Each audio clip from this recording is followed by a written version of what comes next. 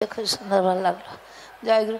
আমাদের এখন মঞ্চে স্থূল শরীর ঠাকুর মহারাজের প্রতীক এত বড় আসামবঙ্গীয় সারস্বত মঠের পূজ্যপাদ মহন্ত মহারাজকে আমরা একটু বরণ করে নেই আগে।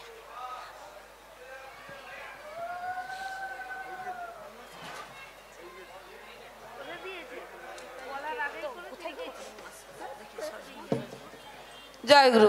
আপনারা না ধারা একটু ভুল করেন।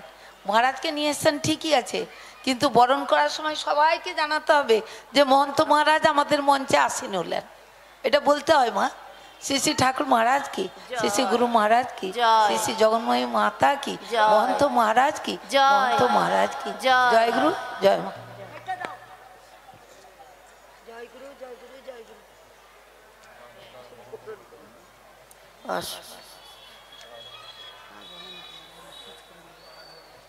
জয়গুরু। সঙ্গীত মৌ চক্রবর্তী। গুরু মৌ চক্রবর্তী সঙ্গীতের পর আমাদের পূজ্যপাদ মহন্ত গান চল।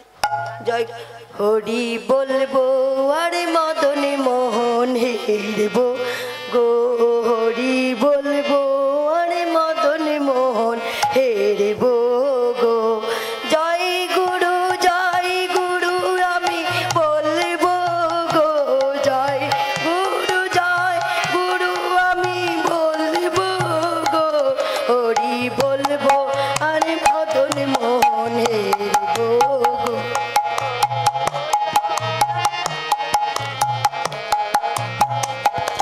ওই মহাভাব স্বরূপিণী রাধে, মাধুর্য কাদম্বিনী রাধে, রাধা কৃষ্ণ রূপ মাধুরী হেরব দুটি নয়ন বলি, রাধা মাধব বলি হেরব দুটি নয়ন বলি।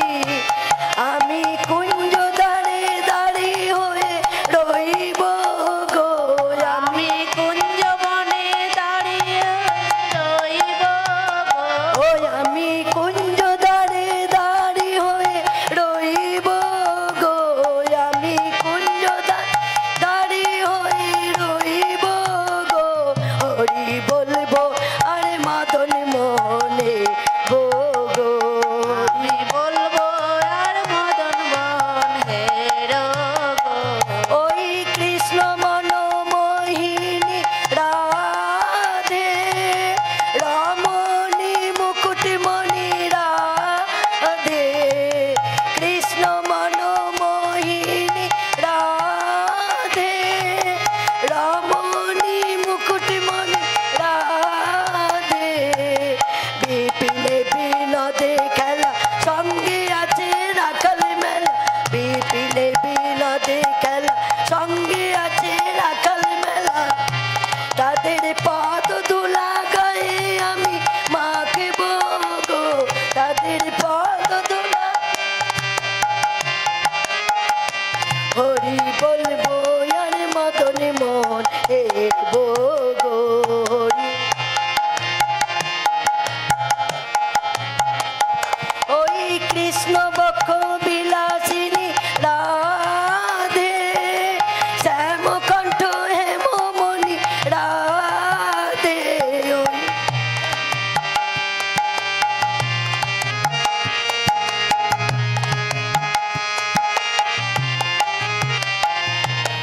এই দেহয়ন্তী মোকালে রাখবো শ্রী যমুনার জলে, এই দেহয়ন্তী মোকালে রাখবো শ্রী যমুনার জলে,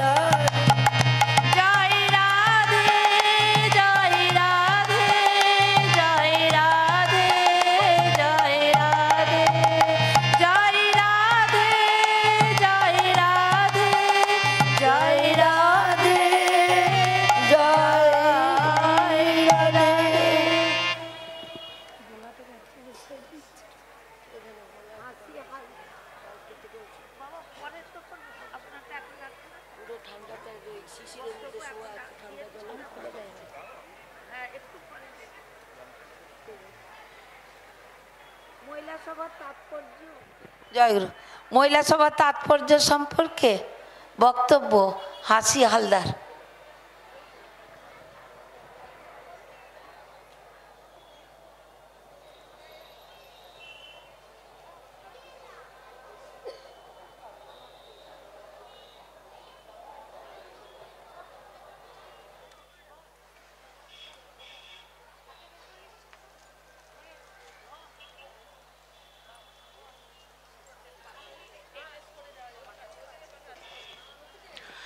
জয় গুরু, জয় গুরু। আজকের এই মহতী অনুষ্ঠানে আমাদের সকলের রক্ষাকর্তা জীবনদায়ী ঠাকুর মহারাজকে আমার বিনম্র ভূমিষ্ঠ প্রণাম, মা সুধাংশু বালাকে আমার বিনম্র ভূমিষ্ঠ প্রণাম। উপস্থিত আছেন আমাদের সকলের প্রিয় মহন্ত মহারাজ, তাকেও আমার ভূমিষ্ঠ প্রণাম। অন্তেবাসী সন্ন্যাসীগণ আছেন, সাধু মহাত্মাগণ, সকলকে আমার ভূমিষ্ঠ প্রণাম। আছেন আমার সতীর্থ পাশে উপস্থিত এবং ঠাকুরের প্রিয় ভক্ত শিষ্য সকলকে আমার অনেক অনেক নূতন বছরের এবং আমরা যে আছি এখন এখানে উপস্থিত সকলকে আমার জয়গুরু সম্ভাষণ প্রণাম। খুব বড় দায়িত্ব একটা বর্তিয়েছেন ঠাকুর মহারাজের নির্দেশে, মহিলাদের দায়িত্ব কর্তব্য। মহিলা এসেছে নারী শব্দ থেকে, আর নারীকে ভাঙলে আমরা কি পাই? ন ওরি। নারী কারো কোনো শত্রু নয়। কিন্তু আমি একজন মহিলা, আমি কি আমার বুকে হাত দিয়ে বলতে পারবো যে আমি সবসময় সেইভাবেই চলি? আমি কাউকে আমার শত্রু না মনে করলেও, আমি কাউকে শত্রু মনে করছি না, কেউ তো আমার আচরণে কি আমার কথায় কি আমার ব্যবহারে আমাকে তার প্রতিদ্বন্দ্বী মনে করছে।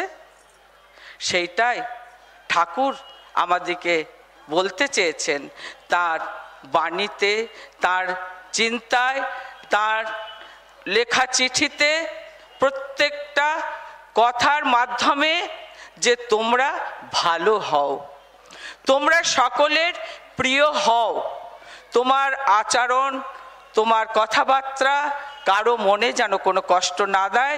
কেউ তোমাকে শত্রু মনে করলেও, খারাপ আচরণ করলেও তুমি তা অতি সন্তর্পণে তুমি এড়িয়ে যাও, তাকে অনুতাপ অনুশোচনা করার সুযোগ দাও। সে যেন বুঝতে পারে, সে যেন তার মনের মধ্যে অনুশোচনা হয় যে কেন বললাম, এবং তোমার আচরণ হোক যে তুমি এই শারদ সৎসঙ্গ পরিবারের একজন সদস্যা।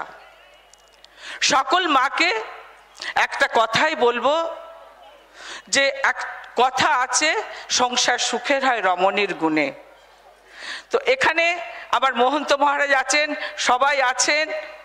আমি ঠাকুরের চরণে, ঠাকুরের কাছে ক্ষমা চেয়ে নিয়ে একটা কথা বলতে আমি বলছি, মনে আসছে যে সময়ে এই প্রবচনগুলো রচিত হয়েছিল তখন যে সমাজ ব্যবস্থা ছিল, মানুষ ছিল, এখনো কি সেরকম আছে? তাই সকলকেই আমি বলবো, মহিলারা আছে, মহিলারা দেখুন একটা অন্য পরিবার থেকে আসে, ভগবান প্রদত্ত ভাবেই কিন্তু তাদের মধ্যে এমন কিছু গুণ ঈশ্বর দিয়েছেন যে সে এক অজানা অচেনা পরিবারে এসে সকলকে নিয়ে কিভাবে সে তার সারাটা জীবন কাটাতে পারে। ঠিক এখনো আমাদেরকে সেইভাবেই কিন্তু মেনে নিতে হবে, চলতে হবে। যতই আমরা স্বাধীনতা বলে শিক্ষিত হই না কেন, কিন্তু মহিলাদের কতগুলো গুণগত তার যে আদর্শ আছে সেইগুলোই তাকে কিন্তু বাইরে, শুধু ভারতবর্ষ নয় সারা বিশ্বের কাছে কিন্তু তাদেরকে আদর্শ স্থানীয় করে তুলেছেন। আজকে আমরা যে গুরুদেবকে পেয়েছি, ঠাকুর মহারাজকে পেয়েছি, মাত্র 15 কি 16 বছর তিনি ছিলেন এই জগতে। কতটুকু সময় ঠাকুর মহারাজ তাকে পেয়েছিলেন তার গুণ, তার সাংসারিক কাজকর্মের দক্ষতা, তার মধ্যেই কিন্তু প্রমাণ হয়ে গিয়েছে যে না, ঠাকুর মহারাজ যে মহিলারাই পারে সমস্ত কিছুকে নিয়ে চলতে, এগিয়ে নিয়ে যেতে সমাজকে, সংসারকে। তার প্রেম পত্রে তিনি লিখছেন, আমি কাজ খুঁজতে গিয়ে আমি হিরে পেয়েছি। তো আজকে কিন্তু আমার এই ভক্ত শিষ্য ঠাকুর মহারাজের যারা উপস্থিত আছেন, তারা সবাই শুনেছেন গত দুদিন ধরে অনেক কথা, কিন্তু আজকে আমার সামনের যারা বসে আছেন ফাঁকা অডিয়েন্স, কারণ তারাই চান না, তারাই মহিলাদেরকে পিছিয়ে দিতে চাইছেন যে ওরা কিছু পারে না। আমি মহন্ত মহারাজ আছেন, তার কাছেও আমি এটা বলছি, আজকে তুলে ধরলাম। আমাদেরও খুব খারাপ লাগে যে আজকে সংসারে বাইরে সবাইকে চলতে হয়, সেইভাবে যুদ্ধ করতে হয় বর্তমান সামাজিক ব্যবস্থায়। আপনারাও মহিলাদেরকে সম্মান দিন। আর মহিলারা, মায়েরা, তাদেরকেও বলবো যে একটা সন্তান হওয়ার পরে কিন্তু ছেলে মেয়ে সকলের সমান দায়িত্ব নেওয়া, তাদেরকে বুঝিয়ে নিয়ে চলা কিন্তু মায়েদের কর্তব্য। আমার এই দেশে যেখানে 80% মানুষ পিছিয়ে পড়ার দলে আছে, কোনো সরকারের ক্ষমতা নাই যে এই দেশ থেকে হিংসা, বিদ্বেষ এবং এই ধর্ষণ তুলে দিতে পারবে। একমাত্র তার পরিবারে মায়েরা, তার অভিভাবকরাই পারেন। একটা মেয়েকে যেমন পৃথিবীতে আসার পর থেকে আস্তে আস্তে তাকে শিক্ষা দিতে হয় বাইরের সমাজ সম্পর্কে, তার আচার আচরণের মধ্যে দিয়ে, ঠিক একটা ছেলেকেও কিন্তু তার পরিবারের বাবা মাকেও কিন্তু সেই দায়িত্বই নিতে হবে। শুধু একটা মেয়ের ক্ষতি হয় না, মেয়ের উপর ক্ষতি করলে একটা ছেলেরও সারা জীবন নষ্ট হয়ে যায়। শুধু লেখাপড়া শিখিয়ে, বড় বড় স্কুলে পড়িয়ে, ভালো ভালো খাবার খাইয়ে, রেস্টুরেন্টে ভালো ভালো পোশাক পরিয়ে ভালো গাইডেন্স হওয়া যায় না, অভিভাবক হওয়া যায় না। এইগুলো করার সাথে সাথে তার প্রয়োজনের তুলনায় অতিরিক্ত কিছু নয়, তার যতটুকু প্রয়োজন তার সঙ্গে সঙ্গে তাকে এই শিক্ষাও দিতে হবে যে তোমাকে বড় হয়ে একটা ভালো মনের মানুষ হতে হবে। আর সকলকে একটা কথা বলবো, সকল মায়েদেরকে, এবং আজকে যারা সংসারে তিল তিল করে আপনাদেরকে এইখানে এগিয়ে দিয়েছেন, সেই মানুষগুলোর কথা আপনারা মনে রাখবেন। বার্ধক্য আসলে তারা যেন সংসার থেকে ব্রাত্য না হয়ে যায়। আপনার সন্তানটিকে বড় করার ক্ষেত্রে তাদেরও কিন্তু 80% তাদের সেখানে তাদের আছে, অনেক দায়িত্ব আছে, এবং এর জন্য হয়তো আমাদেরকে একটু সহ্য করে নিতে হয়। হ্যাঁ, নেবেন, কিন্তু তার পরিপ্রেক্ষিতে যেটা পাবেন, আপনার সংসারের ছেলেমেয়েরা কিন্তু হবে সব থেকে বড় একটা ভালো মনের মানুষ। সবাই ভালো থাকুন, আগামী বছর সবার শান্তির হোক, আরও আনন্দের হোক। আর ঠাকুর মহারাজ একটা কথাই বলেছেন যে তোমরা মানুষ হও। মানুষ তো আমরা বলি সবাই, কিন্তু মানুষ হতে গেলে যে জিনিসগুলো লাগে, যে সূক্ষ্ম অনুভূতিগুলো, একটা আগুনের ধর্ম কি তার দাহিকা শক্তি। যদি তার দাহিকা শক্তিটা আমরা কেড়ে নিই, না থাকে, তাহলে কি তাকে আমরা বলবো আগুন?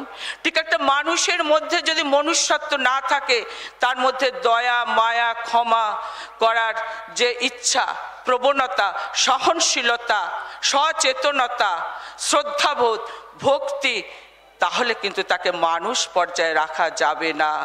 আজকে আমরা যেখানে এসেছি বিভিন্ন জায়গা থেকে, কিন্তু আজকে এত বিভেদ, এত বিশৃঙ্খলা, সব কিছুর মধ্যেই কিন্তু আমরা সবাই নিজেদের সত্তাকে বিসর্জন দিয়ে এক মহান আত্মায় মিশে গেছি। সেটা কি? সে মহান আত্মাটাই না, সেটাই হচ্ছে ঠাকুর মহারাজের প্রচলিত ধর্ম, মনুষ্য ধর্ম। কারণ এই মনুষ্য ধর্মই পারে যে মানুষকে ত্যাগে এবং সেবা ব্রতে এগিয়ে দিতে। তাহলে সে তার নিজের পরিবারের, তার সমাজের, তার দেশের, দশের সকলের মঙ্গলে সে ব্রতী হবে। সবাই ভালো থাকুন। সকলকে আমার পুনরায় প্রণাম জানাবে শেষ করলাম। জয় গুরু, জয় গুরু, জয় গুরু, জয় গুরু। সঙ্গীত আছে উমা রায়, যারা না সঙ্গীত পরিবেশন করবেন, আমি নামগুলো বলে দিচ্ছি, ওইদিকে আগে থেকে একটু প্রিপেয়ার থাকবেন। জয় গুরু, জয় গুরু, জয় গুরু।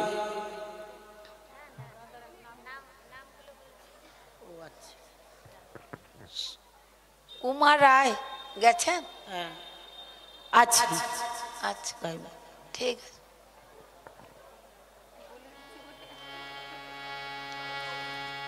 জয় গুরু, জয় গুরু, জয় গুরু। ও গো রাসবিহারী তুমি, রাজা রাজা তুমি, আজকে ঠাকুর সম্মিলনী তুমি মধ্যমণি। রাসবিহারী তুমি, রাজা রাজা তুমি, আজকে ঠাকুর সম্মিলনী তুমি মধ্যমণি। তোমার আলোয় চারিদিকে করছে ঝলমল, হেদি সাগরে ফুলল যে প্রেমের শতদল। তোমার আলোয় চারিদিকে করছে ঝলমল, হেদি সাগরে ফুলল যে প্রেমের শতদল। রাসবিহারী তুমি, রাজা রাজা তুমি, আজকে ঠাকুর সম্মিলনী তুমি মধ্যমণি। রাসবিহারী তুমি,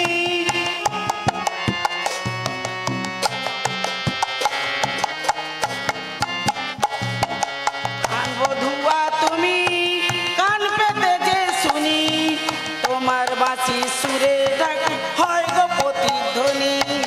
প্রাণ বধুয়া তুমি, কান পেতে যে শুনি, তোমার বাঁশি সুরে ডাকে হয় গো প্রতিধ্বনি। যেদিকে যাই দেখি যে তোমার রূপের চোটা, আনন্দে তাই পূর্ণ হলো মনের মণিকোটা। যেদিকে যাই দেখি যে তোমার রূপের চোটা, আনন্দে তাই পূর্ণ হলো মনের মণিকোটা। তুমি দিলে দুহাত ভরে হৃদয় উজাড় করে, আমরা ধন্য হলাম ঠাকুর তোমার পরশ পেয়ে। রাসবিহারী তুমি, রাজা রাজা তুমি, আজকে ঠাকুর সম্মিলনী তুমি মধ্যমণি। রাসবিহারী তুমি,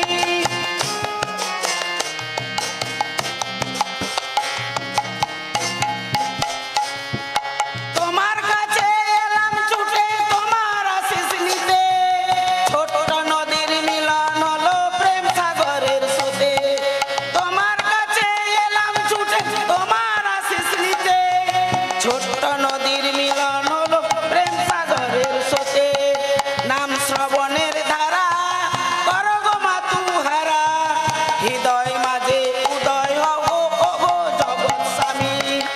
রাসবিহারী তুমি, রাজা রাজা তুমি, আজকে ঠাকুর সম্মিলনী তুমি মধ্যমণি। রাসবিহারী তুমি,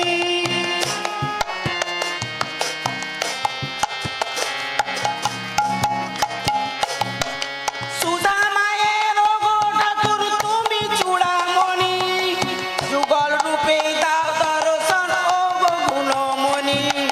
সুধা মায়ের ও গো ঠাকুর তুমি চূড়ামণি, যুগল রূপে দাও দর্শন ও গো গুণমণি। তোমরা করো গো শঙ্খের ধ্বনি, করো গো উলুর ধ্বনি, ঠাকুরের সাথে নাচে দেখো জগৎ জননী। তোমরা করো গো শঙ্খের ধ্বনি, করো গো উলুর ধ্বনি, ঠাকুরের সাথে নাচে দেখো জগৎ জননী। রাসবিহারী তুমি, রাজা রাজা তুমি, আজকে ঠাকুর সম্মিলনীর তুমি মধ্যমণি। আজকে ঠাকুর সম্মিলনীর তুমি মধ্যমণি। আজকে ঠাকুর সম্মিলনীর তুমি মধ্যমণি। জয় গুরু, জয় গুরু, জয় মা।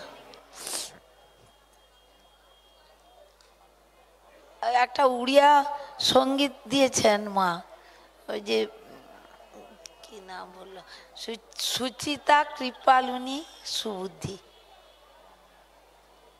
আছেন তো না? আমাকে দিয়ে গেলেন নামটা এখন। সুচিতা কৃপালিনী উড়িয়া সঙ্গীত করবেন বললেন। আছেন? ঠিক আছে, বললো তো দিল আমাকে। তো মায়েদের কর্তব্য সম্পর্কে বক্তব্য। টিয়া রানী, টিয়া রানী মাঝি আগে এসছে, বসুন দিয়ে দেবো। বসুন, এসছেন উড়িয়া সঙ্গীত যে করবেন সুচিতা। আচ্ছা থাকুন, আমাদের এই বক্তব্যটা হয়ে যাক, তারপরে সঙ্গীত দিই। না না না, ॐ ब्रह्मानन्दं परमसुखदं केवलं ज्ञानमूर्तिं दन्दातीतं गगनसदृशं तत्त्वमस्यादिलक्ष्यम् एकं नित्यं विमलमचलं सर्वधी साक्षिभूतं भावातीतं त्रिगुणरहितं सद्गुरु तं नमामि। শ্রী শ্রী ঠাকুর মহারাজের চরণে শতকোটি প্রণাম। প্রণাম জানাই আজকের মহিলা সভার অধিবেশনে উপবিষ্ট শ্রদ্ধেয় মঠাধীশ মহান্ত মহারাজের শ্রীচরণে। প্রণাম জানাই মাননীয়া সভানেত্রী মহাশয়াকে এবং উপস্থিত অন্যান্য সন্ন্যাসী সন্ন্যাসিনী মণ্ডলীকে। শ্রদ্ধা জানাই আজকের মঞ্চে উপবিষ্ট সারা ভারতবর্ষের আমার শ্রদ্ধেয়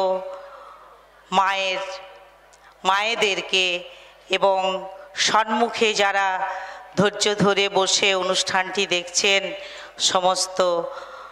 সমস্ত ভক্ত শিষ্য বৃন্দকে আমার জয়গুরু সম্ভাষণ, আন্তরিক প্রীতি ও শুভেচ্ছা। আপনারা বুঝতেই পারছেন আজকের যে অনুষ্ঠান, সেই অনুষ্ঠানটির নাম হচ্ছে মহিলা সভা। শ্রী শ্রী ঠাকুর মহারাজ সম্পর্কে আপনারা দীর্ঘ 3 দিন ধরে অনেক কিছু শুনছেন, কিন্তু আজকের এই বিশেষ অধিবেশনটি মায়েরা 16তম সার্বভৌম ভক্ত সম্মিলনীতে ঠাকুর মহারাজ যখন শরীরে ছিলেন তখন চেয়ে নিয়েছিলেন যে ঠাকুর মহারাজ আপনার সাথে তো আমরা আলাদাভাবে আনন্দ করতে চাই, তাহলে আমাদেরকে সম্মিলনীর একটা সময় দিন যেখানে শুধু আপনি থাকবেন আর আমরা আপনাকে নিয়ে আনন্দ করব। তো আনন্দ ঘন বিগ্রহ ঠাকুর মহারাজ মায়েদের এই সরল আবেদনটিকে গ্রাহ্য করেছিলেন, গ্রহণ করেছিলেন এবং আমাদেরকে এত ভালোবাসেন ঠাকুর মহারাজ যে আজকের দিনটি সকালবেলা আমরা ঠাকুর মহারাজকে নিয়ে গোপীবৃন্দের মতো আনন্দ করছি নিজ মত্ততায়। ঠাকুর মহারাজ আমাদের কথা শুনলেন, কিন্তু ঠাকুর মহারাজ আমাদেরকে কি চরিত্র তৈরি করতে বললেন না, ঠাকুর মহারাজ মায়েদেরকে বললেন, মা গো তোমরা মাতৃত্বে পরিপূর্ণ হও, জননিত্যে পরিপূর্ণ হও, রমণিত্যকে ত্যাগ করো। জননিত্য ভগবানের আর রমণিত্য কিন্তু শয়তানের উচ্ছিষ্ট। তাহলে ঠাকুর মহারাজের এই যে কথার মাহাত্ম্য সেটা কিন্তু অনেক গভীর। সর্বপ্রথম ভাবতে হবে আমরা যার কাছে এসেছি তিনি হচ্ছেন একজন এমন গুরু যার কোনো তুলনা চলে না। তিনি নর নারী সমস্ত ভক্ত শিষ্যর কাছ থেকে কি চেয়েছেন? মনুষ্যত্বের দাবি করেছেন। তোমরা সবাই মানুষ হও, তোমরা যখনই মানুষ হবে তোমাদের মধ্যে দেবত্বের বিকাশ হবে, দেবত্বের বিকাশ হওয়ার পর ব্রহ্মত্বে উন্নীত হবে এবং সেই আত্মা পরমাত্মার যে সর্বক্ষণের মিলন, যে সম্মিলনী চিরদিন শেষ হবার নয়, কোনো দিন শেষ হবার নয়, সেই সম্মিলনী আমাদেরকে ঠাকুর মহারাজের সাথে নিত্যদিন নিত্য অবস্থায় করতে হবে। তবেই কিন্তু আমাদের মনুষ্য জীবনের সার্থকতা। তাহলে জননিত্যটা কি না? জননিত্য হচ্ছে পরিপূর্ণ মাতৃত্ব। মাতৃত্বের গুণ কি? প্রেম, ভালোবাসা, দয়া, মায়া, স্নেহ, ভালোবাসা, নিঃস্বার্থপরতা, অহিংসা, এই যে মানবিক গুণ, এই মানবিক গুণগুলি যদি আমরা এই শতাব্দীতে এসেও ধরে রাখতে পারি, তাহলে ঠাকুর মহারাজের সাথে আমাদের আজকের এই বিশেষ দিনটিতে মিলিত হওয়ার তাৎপর্যটি অতি অবশ্যই সাফল্যমণ্ডিত হবে। আর আমরা যদি বিশ্বায়নের স্রোতে গা ভাসিয়ে, আধুনিকতার স্রোতে গা ভাসিয়ে, বিলাসিতার স্রোতে গা ভাসিয়ে, অহংকারের স্রোতে গা ভাসিয়ে, বিদ্যার অহংকার, অর্থের অহংকার, পদের অহংকার, এইগুলোর স্রোতে যদি গা ভাসিয়ে দিই, তাহলে কিন্তু ঠাকুর মহারাজের যে উদ্দেশ্য সেটা আর চরিতার্থ হলো না। সর্বপ্রথম একটা সমাজ, একটা আদর্শ গৃহস্থ জীবন যা ঠাকুরের আদর্শের মধ্যেই পড়ে, সেটা তৈরি করতে গেলে একটা আদর্শ মা প্রয়োজন।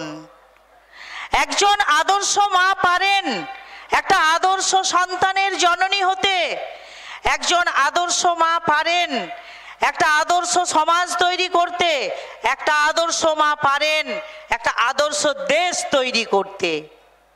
আমরা যদি ভারতবর্ষের যে সমস্ত মহান পুরুষ, মহাপুরুষ যারা আছেন, তাদের মায়েদের গল্পটা শুধু যদি পড়ি, তাদের মায়েদের জীবনের ধারা, তাদের কর্মের ধারা, তাদের যে উচ্চ আদর্শ, সেগুলো যদি আমরা পড়ি, এবং শুধু পড়া নয়, শুধু পড়লে কিছু হবে না, সেইগুলো পড়ে যদি নিজেকে তৈরি করতে পারি, নিজেকে তৈরি করাটাই সবচাইতে জটিল কাজ।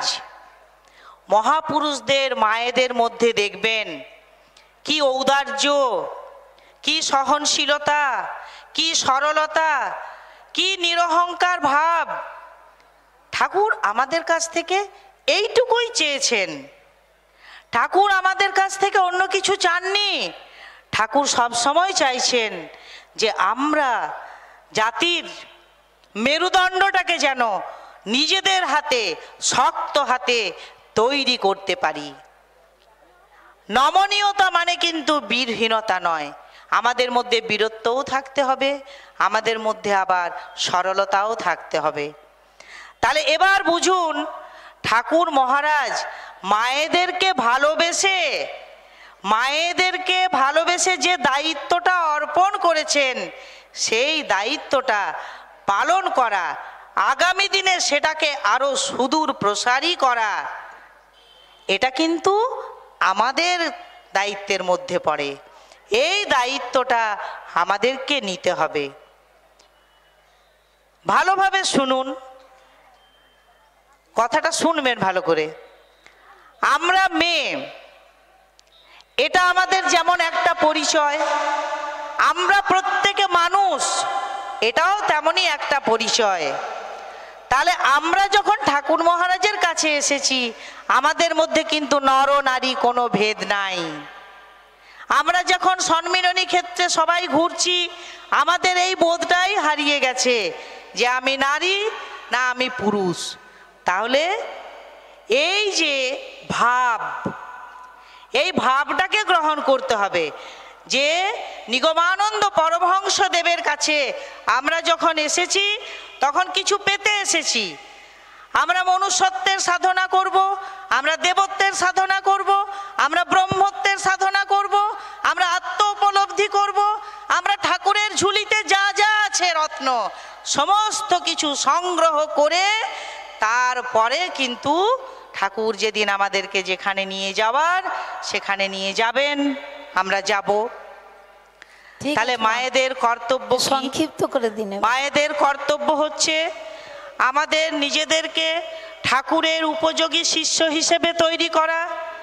আমাদের উদ্দেশ্য হচ্ছে আমাদের নিজেদেরকে ভেতর থেকে ত্যাগ ভাবটা আনা। ত্যাগীর অনেক আদর্শ আমাদের নারী জীবনে এবং বিভিন্ন মানে আমাদের যে টেনে বলছেন আপনি, ধর্মগ্রন্থ আছে সেখানে আছে। বলছেন কেন?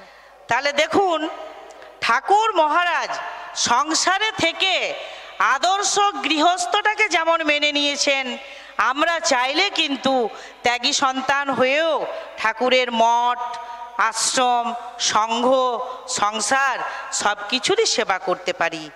সব কিছুর মধ্যেই তিনি আছেন, ব্রহ্ম সব কিছুর মধ্যেই বিরাজমান, আমরা তারই অংশ বিশেষ। আমরা প্রত্যেকে তার সাথে মেলার জন্যই। টাইম হয়ে গেছে। মহারাজের স্পিচ আছে, ছাড়ো আরো। জয়গুরু জয়গুরু জয়গুরু। জয়গুরু মা, জয়গুরু। অল্প সময়ে আর বেশি বলা যাবে না। জয়গুরু। হ্যাঁ, এটা বড় ডায়াস নাকি? জয়গুরু। সঙ্গীত, উড়িয়া সঙ্গীত, সুচিতা মা।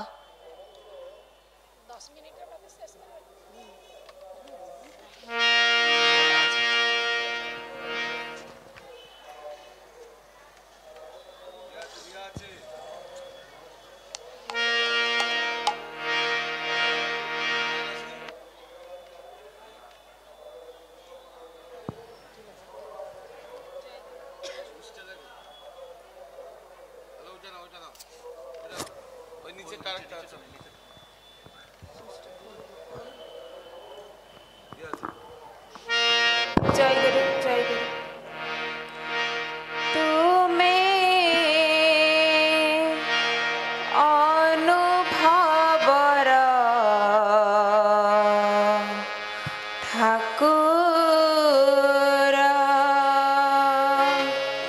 তুমি অনুভবর ঠাকুর।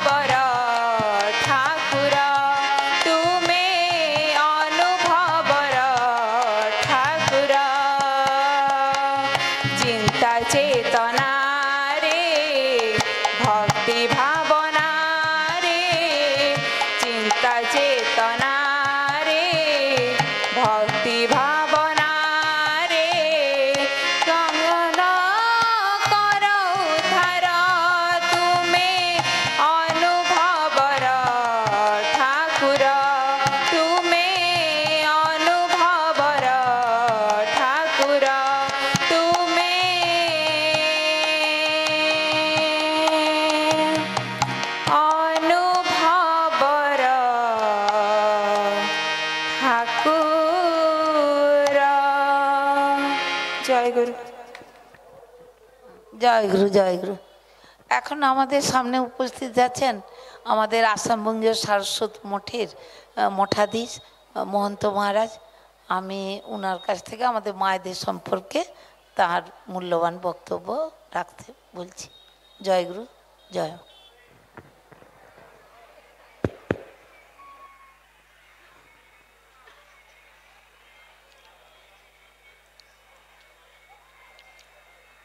गुरुर जयति। ओम मध्ये सुधांधि मणिमंडप रत्नवेदी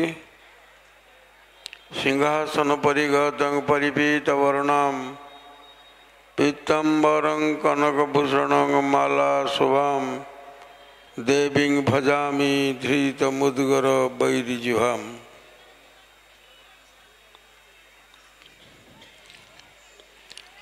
श्री परमहंस रूपी निर्मल बोधदान चतुर सद्गुरु महाराजेर चरणे आमार भक्ति विनम्र चिते सतत प्रणति। आदरणीय बरणीय सभानेत्री जी, सारस्वत कुलतिलक ऋषिकल्प महात्मा वृंद, निरग्नि अक्रिय ज्योतिमंडली, गौरविणी माँ वृंद, यशस्विनी प्रसन्न सलीला गोदावरी स्वरूप देवी वृंद, उपस्थित भक्तवृंद, 109तम सार्वभौम भक्त सम्मिलनेर अंतिम दिनेर महिला सभार मंच थेके आमी सकलेर प्रति आमार अकृपण दाक्षिण्যের प्राचुर्य भरा जयगुरु अभिनंदन।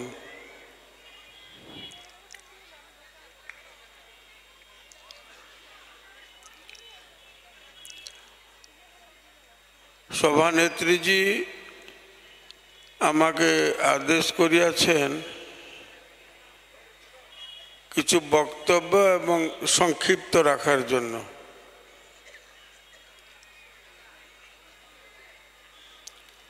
কুরুক্ষেত্রের সমরাঙ্গনে যিনি 10 প্রহরণ ধারিণী দুর্গারূপী দ্রৌপদী, তিনি আবার বৃন্দাবনে মহাভাব স্বরূপিণী শ্রীমতী রাধিকা। এই 10 প্রহরণ ধারিণী এবং মহাভাব স্বরূপিণী একটা টাকার এপিঠ আর ওপিঠ। কেহ বলে তিনি জগত অতীত, কেহ বলে তিনি জগন্ময়। দুইও রূপে তিনি নিত্য সত্য, কোন রূপ তার মিথ্যা নয়। মায়েদের সম্পর্কে উঁচু গলাতে বলার আমি তেমন কিছু দক্ষতা বা যোগ্যতা মনে পোষণ করি না। তার জীবন্ত প্রাণবন্ত ঠাকুর নিজে কলমে প্রকাশ করিয়াছেন। দেখুন, তান্ত্রিক গুরু ঠাকুরের পরিব্রাজক জীবনে প্রথম সোপান। তান্ত্রিক গুরুর উৎসর্গপত্র দেখুন, ঠাকুর প্রথম সম্বোধন করেছেন গৌরবিনী মা আমার, গৌরবিনী মা আমার। আর ব্যাখ্যা খুব সুদূর প্রসারী। এ পর্যন্ত এই কথাটার তাৎপর্য অর্থ ব্যাখ্যা করিতে কেউ সমর্থ হয়নি। কি লিখলেন? গৌরবিনী মা আমার, পরলোক প্রয়াণকালে তুমি আমাকে জগৎজননীর কোলে সঁপিয়া দিয়া গিয়াছিলে। আমি তার মঙ্গলময় ক্রোড়ে বসিয়া জানিয়াছি ত্রিমূর্তি তার ভিন্ন ভিন্ন ভাবের বিকাশ মাত্র, মূলে তোমরা অভিন্না। তাই ডাকি মা, শিশুর ভার নিতে ভয় পেতে হবে না। আমি তোমায় বুকে রেখে চোখে পাহারা দিব। এসো মনময় দেবী আমার, একবার প্রকাশিত হও, আমি প্রাণে প্রাণে উপলব্ধি করি। এই আবদার ভিন্ন ব্রহ্মপদও যে আমার নিকট ধেনু দণ্ডের ন্যায় হেয়। তাই মা তোমায় ডাকি, তিলকে লাগিয়া হৃদয়ে বসিয়া হাসিয়া কথাটি কও। আসিয়া আমার উপহার গ্রহণ কর, তোমার আদুরে ছেলে নলিনীকান্ত। শ্রী লাগাননি। মায়েদের সম্পর্কে ঠাকুরের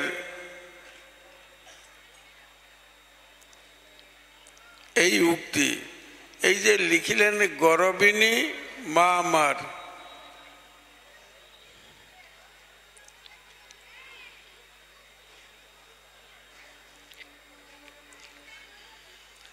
এই গরবিনী শব্দের অর্থটা আমরা কি বুঝি? আরো দেখুন, কপিল মুনি সাংখ্য দর্শনের প্রবক্তা, কিন্তু সাংখ্য দর্শনের প্রথম প্রবক্ত্রী কপিল মাতা দেবহূতি। আপনারা কি সেই দেবহূতির ভূমিকায় যেতে পারেন না? ভগবান গীতায় বিভূতি থেকে বলছেন, আমি সিদ্ধের মধ্যে কপিল, তার মাতা সাংখ্য দর্শনের প্রথম প্রবক্ত্রী। যে সাংখ্য দর্শন থেকে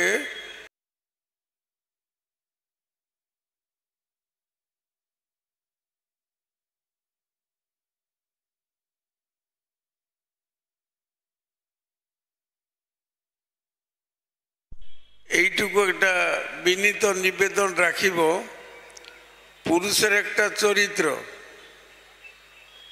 যদি কোনো পুরুষের উপর আমরা খেপে যাই বা ক্রোধান্বিত হই, সঙ্গে সঙ্গে বলি এটা ঘরের শত্রু বিভীষণ।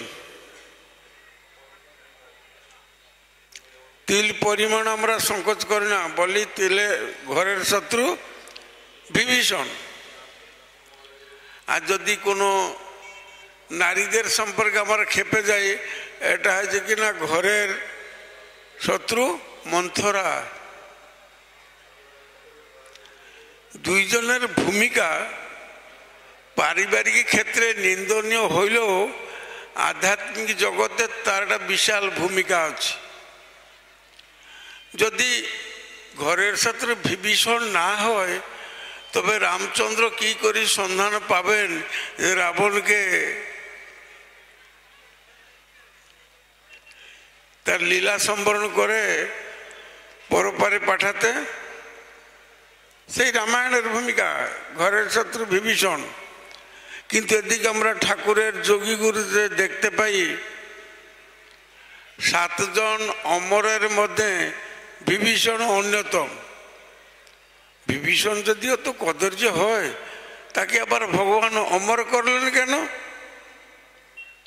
আর মন্থরাকে দেখুন, মন্থরা যদি না থাকতো তবে আমরা কি যথাযথভাবে মর্যাদা পুরুষোত্তমকে পেতাম, না অযোধ্যায় রাম মন্দিরের জন্য গৌরব এবং মাথা উঁচু করে আমরা দাঁড়াতে পারতাম? নারদ একটা ঋষি, তার ভূমিকাটা দেখুন। মহাত্মারা, সাধু সন্তরা নারদের নাম গ্রহণ করেন না কেন? সাধু সন্তরা বলে উনি একজন দ্বন্দ্ব প্রিয় ঋষি। ভূমিকা দেখুন, নারীর ভূমিকা দেখুন। নারদকে বলি আমরা দ্বন্দ্ব প্রিয় ঋষি, সাধুরা বলে, নারদ বলে না। কারণ যার কোনো কথা রদ্দ হয় না, বা নারদের কথা অকাট্য। এই সমাজে মন্থরারও প্রয়োজন আছে, আর বিভীষণেরও প্রয়োজন আছে, কিছু অপ্রয়োজনীয় নয়। মায়েরা দয়া করে বলবেন কি কোন মা আনন্দ মনে তার মেয়ের নাম মন্থরা রাখে? আছে নাকি কোন গৌরবিনী মা? গৌরবিনী শব্দের কোন মা বলতে পারে যে আমি খুব গৌরব অনুভব করে আমার মেয়ের নাম রেখেছি মন্থরা? না, পাবেন না। কারণ আমাদের কাছে মন্থরার চরিত্র খুব নিন্দনীয়। রাতি পোহালেই রামচন্দ্র রাজা হবে, রাজগাদির শ্রীমুকুট তার মাথায় উপর উঠবে, কিন্তু প্রভাতী সূর্য কিরণ জাল উদয় হওয়ার আগেই রামচন্দ্র বনবাসে গেল। সীতা দেবী তার সঙ্গী হইলেন, ভ্রাতা লক্ষ্মণও তার সাথে গেলেন। গৌরবিনী শব্দ এমন একটা জিনিস, যদি ব্যাখ্যা করতে যায় মায়েরা আমার উপরে একটু ক্রোধান্বিত হবে। সেই ক্রোধান্বিতটা কিরকম না, মাধুর্যের অমৃতাঞ্জনের মতন।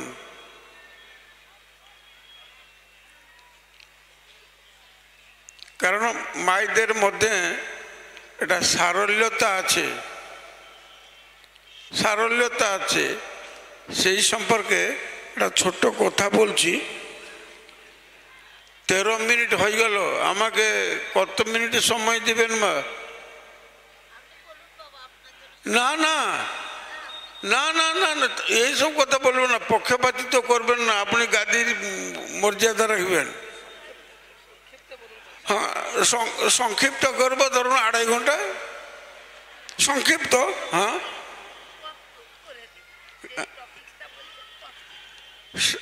সরলতা বা কি জিনিস? বিবেকানন্দের মায়াবতীর কাছে আছে চম্পাবতী, উত্তরাখণ্ডে। বিবেকানন্দের মায়াবতীর কাছে আছে চম্পাবতী।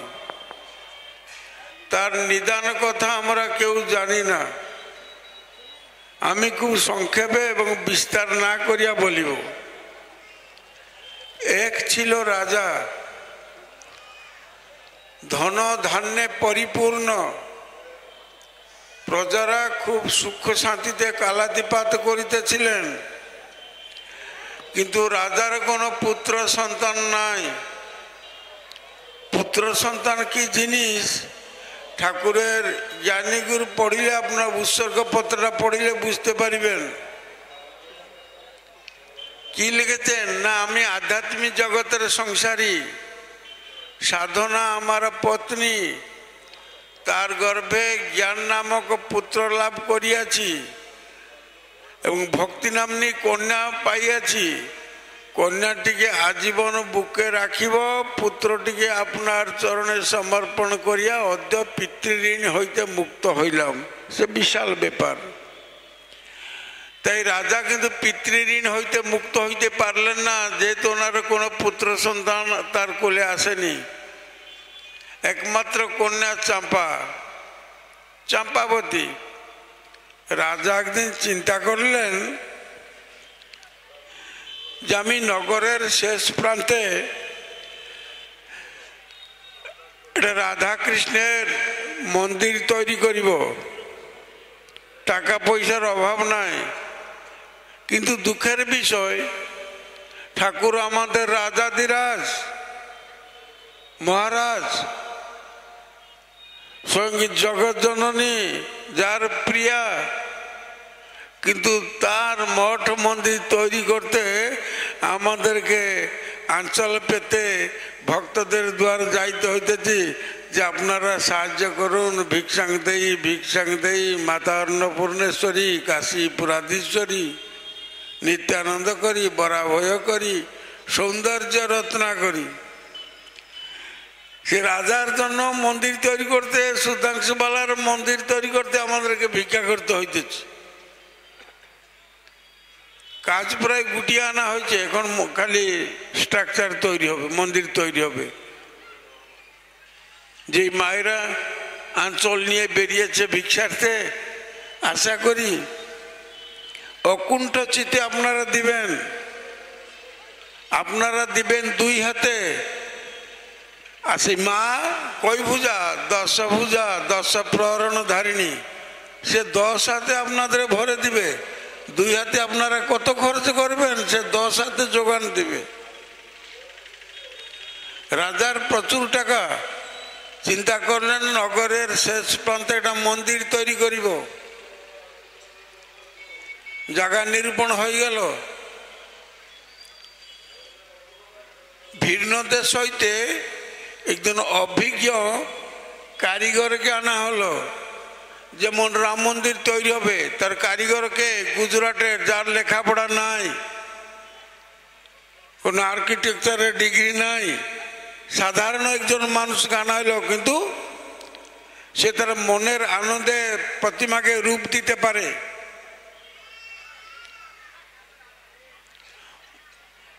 মন্দির তৈরি চলছে, ভিন্নদেশী শিল্পী, রাজার একটা মেয়ে, তার নাম চাঁপা। সে একদিন বাহানা ধরলো যে আমি নগরের শেষ প্রান্তে যে পাহাড় আছে, পাহাড় থেকে যে ঝর্ণা আসছে, আমি ওখানে বেড়াতে যাব। সেই মায়াবিনীর অন্তরের কথা দেবতাদের অগোচর, রাজা ব্রাহ্মণ প্রজারা কি বুঝিবে? আদরের দুলালি যাবে ঝর্ণাতে সখীদের সাথে। সহচরী নিয়ে চাঁপা চলছে ঝর্ণাকে দর্শন করতে, ঝর্ণার কাছে খেলবে। তার মনে কি আছে কে জানে। যাওয়ার সময় চাঁপা থমকে দাঁড়ালো, দেখে কি দেবতার যে মূর্তি তৈরি করছে যে শিল্পী, শিল্পীর দিকে চাম্পার নজর পড়ে গেল। সব বাদ দিয়ে এই অপলক নয়নে শিল্পীর দিকে চেয়ে আছে। শিল্পী কিন্তু একটু খেপাটে, খেপা ধরনের, কারো দিকে তাকায় না, কারো সাথে কথা বলে না, মনের আনন্দে শ্রেণীর মাধ্যমে দেবতাকে সে রূপ দান করছে, প্রাণ দান করছে। দৈনিক চাঁপা ঝর্ণা যাওয়ার বাহানা করে এই মন্দিরের পাশ দিয়ে শিল্পীকে দর্শন করতে চলে। এটা গরবিনের একটা অংশ। শিল্পী এসে একদিন রাজদরবারে উপস্থিত, মহারাজ প্রতিমা খোদাইয়ের কাজ শেষ, এবার আমাকে অনুমতি দিন, আমি আমার দেশে ফিরে যাব। রাজা বলছে না, আমি আগামীকাল রাজন্যবর্গ মণ্ডলীর সাথে পরিদর্শনে যাব। রাজা গেলেন, নিখুঁত, অনবদ্য, তুলনা রহিত, অতি চমৎকার মূর্তি তৈরি হয়েছে। রাজা বললেন, শিল্পী তুমি আর কয়েকদিন অপেক্ষা করো। রাজা মন্ত্রীকে ডেকে কি পরামর্শ করলেন মন্ত্রী জানে, রাজা জানে। ডাকরা পড়ল রাজ জ্যোতিষীর, শুভ লগ্ন এবং দিনক্ষণ ঠিক করো, একসাথে দেবতার মন্দির প্রতিষ্ঠা এবং আমার কন্যা চাম্পার স্বয়ংবর সভা অনুষ্ঠিত হবে। শুভ দিনক্ষণ লগ্ন ঠিক হয়ে গেল।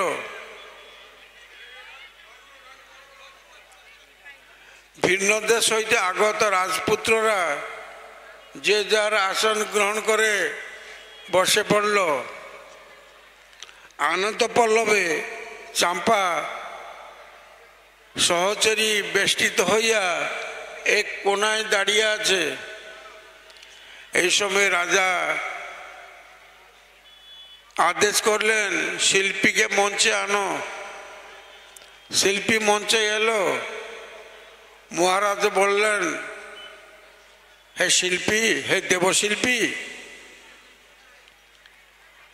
মূর্তি খুব চমৎকার হয়েছে, দেবতা জাজুল্য প্রত্যক্ষ বিরাজমান, জীবন্ত প্রাণবন্ত। তোমার কত প্রাপ্য হয়েছে বলো? শিল্পী বলছে, না মহারাজ, আমি গোত্রহীন দেবশিল্পী, আমার কোনো পাওনা লাগে না। আমি দেবতাকে সৃষ্টি করি নিজের মনের আনন্দে, ওইটাই আমার প্রাপ্তি। আমি কোনো পুরস্কারের প্রত্যাশায় দেবতাকে তৈরি করি না।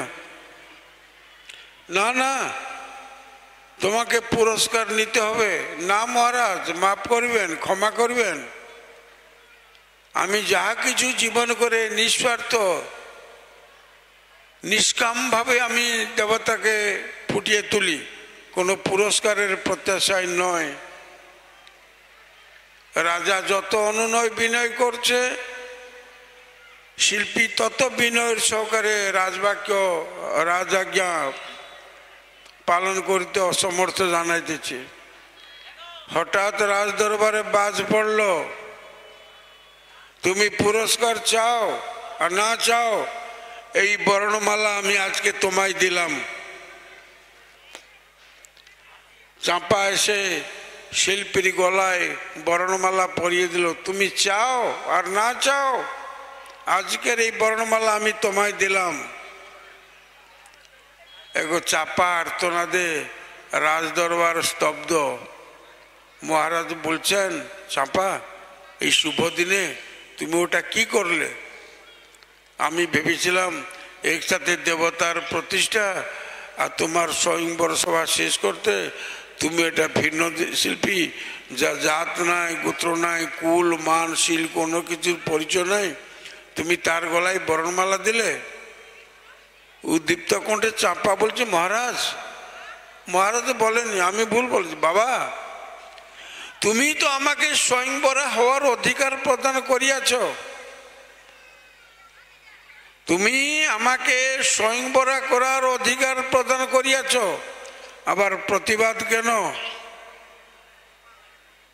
রাজা স্তব্ধ। যুক্তিহীন বিচারে কিছু বলা যায় যেখানে উপযুক্ত যুক্তি আইনের চাই নজির বড়। তুমি তো আমাকে অধিকার দিয়েছ স্বয়ংবরা হওয়ার, আবার প্রতিবাদ কেন? রাজা চুপ। তখন রাজা আদেশ দিলেন, এই শিল্পী, তোমার উপর কঠোর দণ্ড নেমে আসিল। মহারাজ, আমি দোষী আপনার দরবারে? কিরকম বিচার? এক মুহূর্ত আগে আপনি আমাকে পুরস্কারে ভূষিত করতেছিলেন, আর এখন বলছেন আমি দোষী। আমি কি দোষ করেছি, কি দণ্ড করেছি? না, আমি রাজা, ন্যায় বিচার করা আমার কর্তব্য। তুমি দোষী না কি দোষী? না তুমি চোরি দণ্ডে দণ্ডিত। আমি কি চুরি করলাম? না তুমি আমার মেয়ের মন চুরি করেছ। লে মজা, কি অদ্ভুত বিচার! তুমি আমার মেয়ের মন চুরি করেছ, চাই চোরের শাস্তি, দক্ষিণী হস্ত ছেদন। 3 দিন আমি তোমাকে সময় দিলাম রাজ জামাই। 3 দিন তুমি জামাই হিসাবে রাজবাড়িতে অবস্থান করিবে। 4র্থ দিন তোমার ডাইন হাতখানা রাজ দরবার রেখে তুমি চাম্পাকে নিয়ে চলে যাবে। মন্ত্রী ঘোষণা করে যাও, এরা যেন আমার রাজ্যের মধ্যে বসতি স্থাপন করিতে না পারে, আর কেউ যেন ওদেরকে অনুকম্পা না দেখায়, তারও কঠোর শাস্তি হবে। 4র্থ দিন শিল্পী নিজের ডাইন হাতখানা কেটে রাজদাকে দণ্ডস্বরূপ উপহার দিয়ে চাম্পাকে নিয়ে চলে গেলেন। যেই সহচরীরা চাম্পার সাথে দৈনিক ঝর্ণার কাছে যেত, তাদের এই ঘটনাটা খুব দুর্বিষহ মনে হলো। তারাও চাম্পার সাথে গেলেন। এই রাজ্যের সীমা পার হয়ে গেল, অন্য রাজ্যে প্রবেশ করবে। মাঝখানে জনতা কারফিউ বা নো ম্যানস ল্যান্ড, সেখানে তারা চাম্পা আর শিল্পীকে ছেড়ে যখন আসবে তখন সখীরা বলছে, শিল্পী শুনো, এই ঝরনাতে আমরা দৈনিক জল নিতে আসতাম, এই ঝরনাতে এসে চাম্পা তোমার ভালোবাসার ফাঁদে বা তোমার প্রতি গৌরবের সহিত আকৃষ্ট হয়েছিল, তুমি এইখানে এটা পাথর কেটে একটা নওলা মানে চৌবাচ্চা, জলের চৌবাচ্চা তৈরি করে দাও, আর ঝর্ণা থেকে জল আসবে, এই চৌবাচ্চাতে পড়বে, নৌলাতে পড়বে, আমরা জল নিব, আর তোমাদের দুইজনের ভালোবাসার কথা আমরা মনে মনে চিন্তা করিব এবং বিরহ গাথা গাইব। শিল্পী কানতে কানতে বলছে, আমার কি হাত আছে যে আমি পাথর কেটে জলের কুণ্ড বা চৌবাচ্চা বা নৌলা তৈরি করিব? উদ্দীপ্ত কণ্ঠে চাম্পা এগিয়ে এলো, বললো তুমি বাম হাতে ছেনি ধরবে, বাম হাতে ছেনি ধরবে, আমি আমার ডাইন হাতে হাতটা মারব। চৌবাচ্চা তৈরি হয়ে গেল, চৌবাচ্চা তৈরি হয়ে গেল। এখনো সে চৌবাচ্চা আছে, যাকে উত্তরাখণ্ডে বলে এক হাতিয়া নওলা। ঝরনার থেকে জল আসে, এই চৌবাচ্চাতে পতিত হয়, মেয়েরা জল নেয়। তারা কি বলে যে তারা কি মানুষ ছিল? না, তারা কি ছিল? অর্ধনারীশ্বর। চাম্পার শিল্পী অর্ধনারীশ্বর, তারা দেবতা নয়। তারা দুইজন একদম দার্শনিক ভাষার যুগনগ্ধ।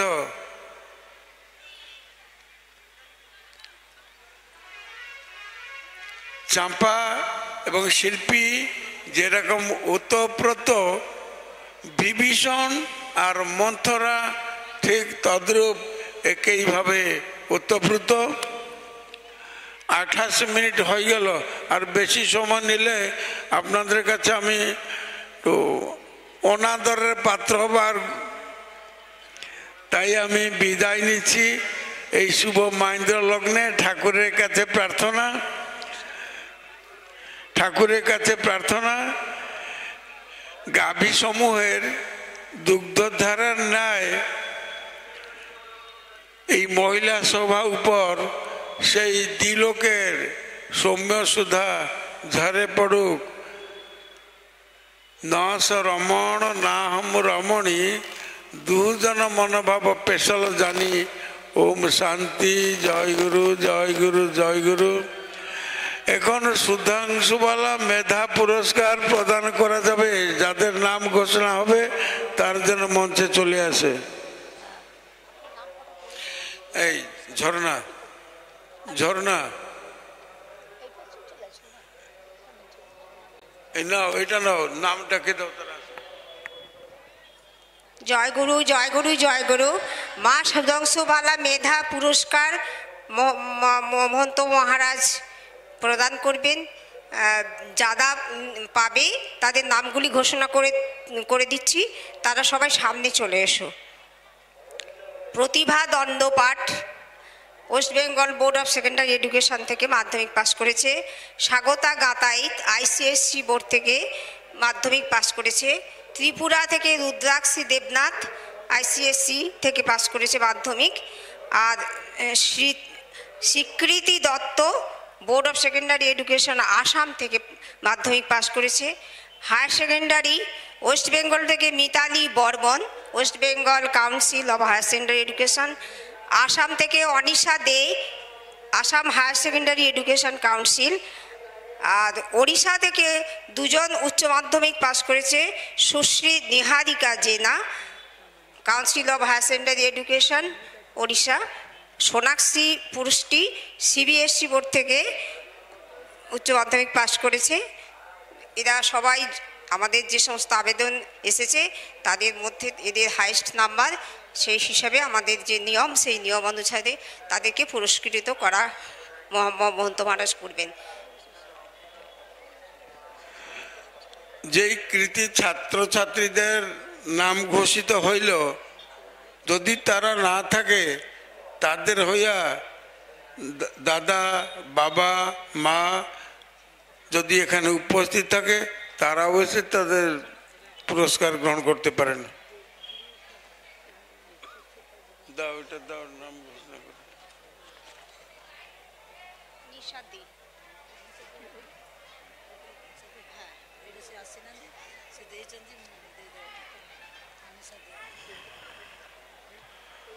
অনিশা দে,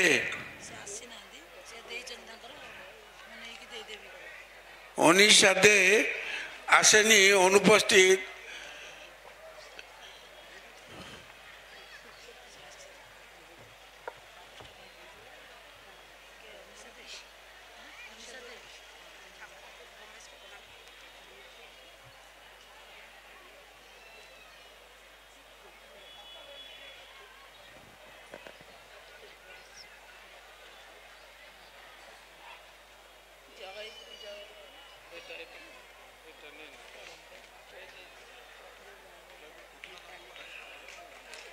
কুমারী মিতালি বর্মন,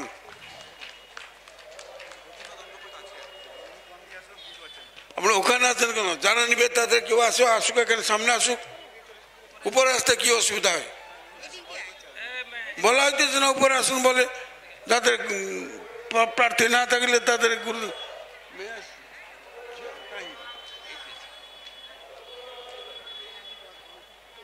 মিতালি বর্মন,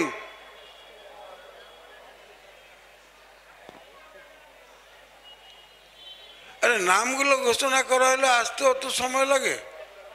মিতালি বর্মন,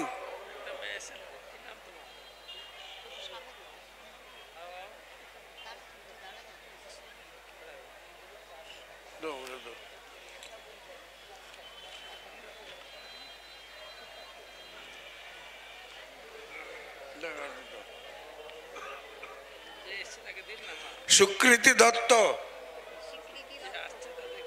কে আসছে? এখানে আসে না কেন?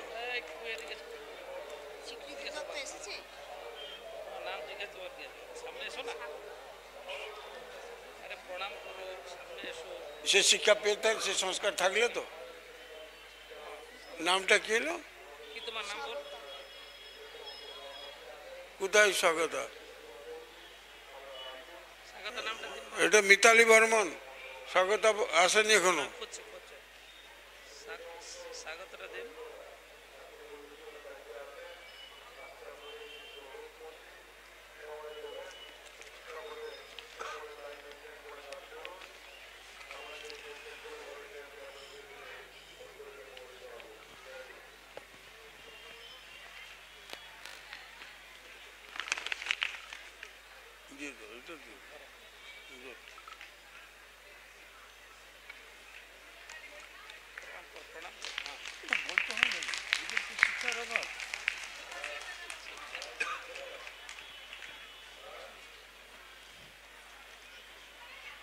স্বীকৃতি দত্ত,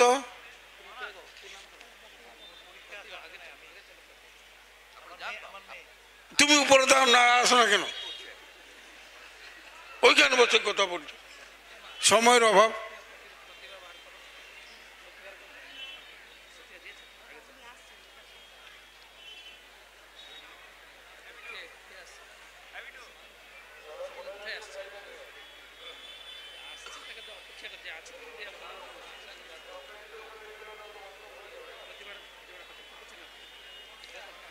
স্বীকৃতি দত্ত, এদিকে এসো।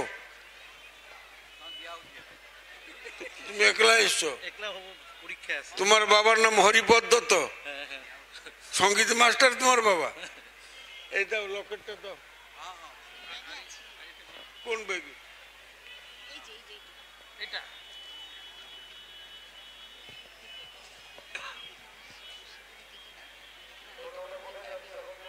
এটা তো এটা মিতালি।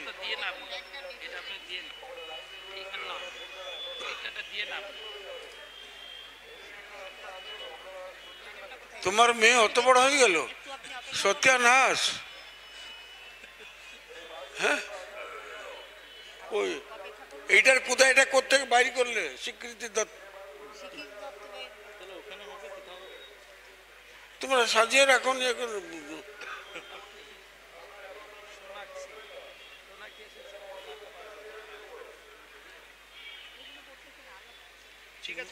চিন্ময় স্যার আসেনি,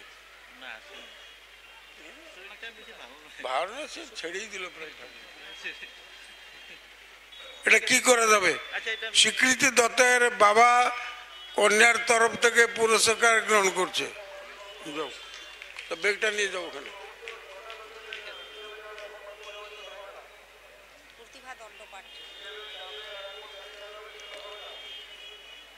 প্রতিভা দণ্ডপাঠ, প্রতিভা দণ্ডপাঠ। এই দাও, এই দাও।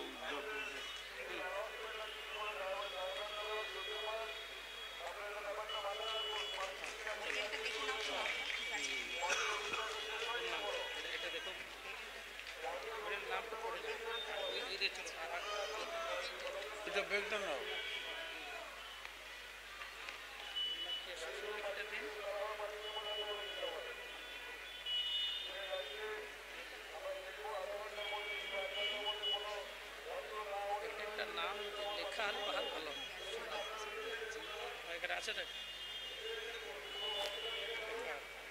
বেগের নাম মিতালি সোনাক্ষীটা দিন।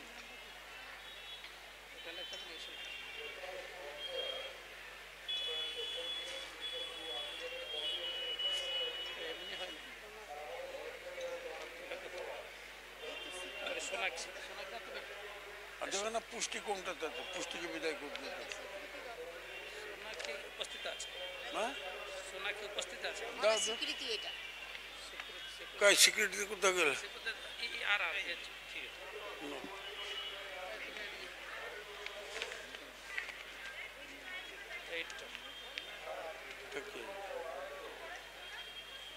সোনাক্ষী পুষ্টি, ତୁମକୁ ତୁମ ବାପା ବେଶୀ ଭଲ ପାଏ ନା ବୋଉ ବେଶୀ ଭଲ ପାଏ? ହଁ, ଦୁଇ ଜଣ। ଏଟା ରାଜନୀତି କଥା କହୁଛି ରେ। ବାପା ଆସିଛନ୍ତି, ଜେଜେ ଆସିଛନ୍ତି। ଏଇ କୁଆଡେ ଗଲେ ସ୍ୱୀକୃତି ବାପା, କୁଆଡେ ଗଲେ?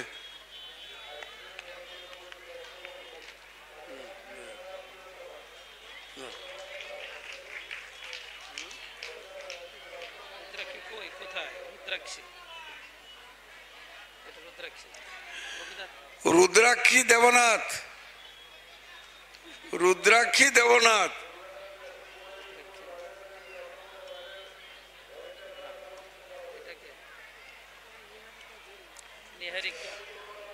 না, এটা নাই, রুদ্রাক্ষী নাই, আর কি করবে? নিহারিকা আসো, আগে আসো। নিহারিকা কোনটা? নিহারিকা,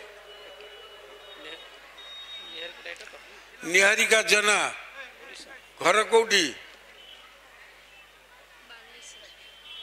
ବାଲେଶ୍ୱର। ବାପାଙ୍କ ନାଁ କଣ ଅଛି? ଚନ୍ଦନ କୁମାର ଜେନା।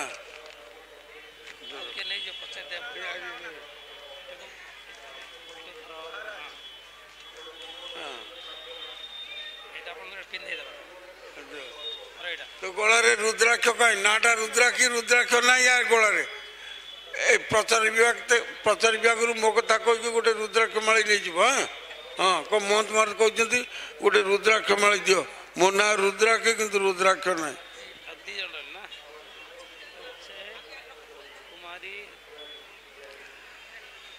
এইটা তো রুদ্রাক্ষী দেবনাথ।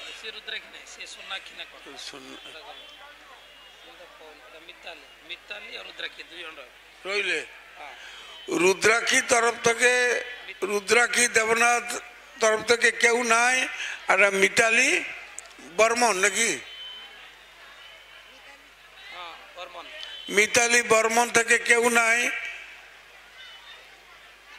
এটা জমা থাকলো, প্রমাণ দিয়ে তারা নিয়ে যাবে।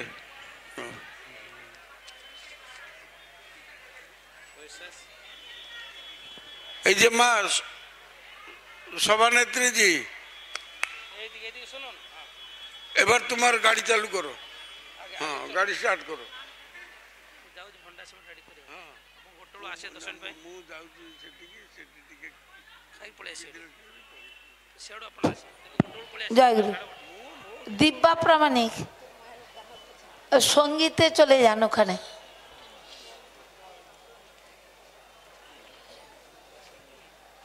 আর কাজল মা উড়িয়া সঙ্গীত আছে, প্রস্তুত থাকবেন ওখানটায়। জয়গুরু। মহারাজকে একটু চন্দনমালা